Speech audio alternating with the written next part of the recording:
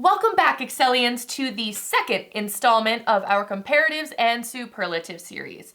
I'm Miss Jessie, here to give you all of the knowledge today.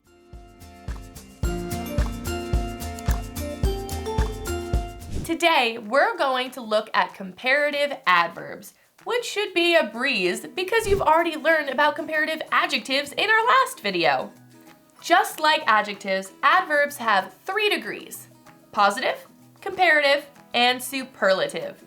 The positive degree is used when there is no comparison being made, like so. Joe ate dinner quickly so that he could get to the movie on time. Or, Mom and Dad visit Grandma often. We use the positive forms quickly and often in these sentences because the actions being described aren't done so in reference to another action. But when we want to compare two actions, we must use the comparative form of the adverb. When using a comparative adjective, you must change it in accordance with one of the 4 following rules. Either add ER to the end of the adverb if the positive form is 1 syllable. These adverb forms are exactly the same as their adjective counterparts.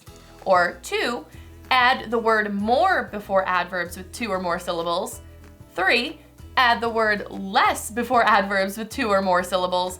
Or 4, change the verb entirely. The first 2 changes, adding ER to the adverb or using more with the adverb, are both comparatives of superiority. This means that they show that something is better than or superior to something else. Let's see how it works. Angela sings more beautifully than her brother. Because beautifully has 4 syllables, we must add the word more to change it to a comparative adverb. Here's another. The teacher asked the student to speak louder. Here, we only add an ER to the adverb because it is 1 syllable. And notice that louder can also be an adjective. Isn't that fun? Now let's take a look at comparatives of inferiority. These adverbs are still comparing 2 actions only, but they suggest that one action is inferior to the other somehow. Comparatives of inferiority never add the ER suffix. Instead, they always use the word less before the adverb. Let's see how they look. The girls hike less frequently or less often than they used to.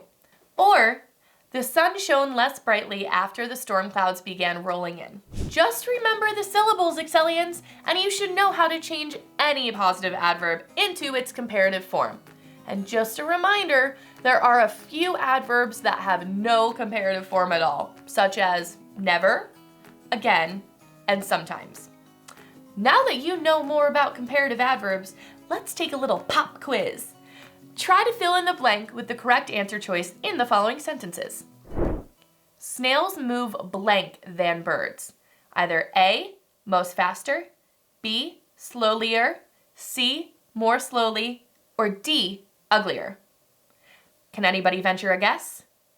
Well, if you guessed C, more slowly, you'd be correct.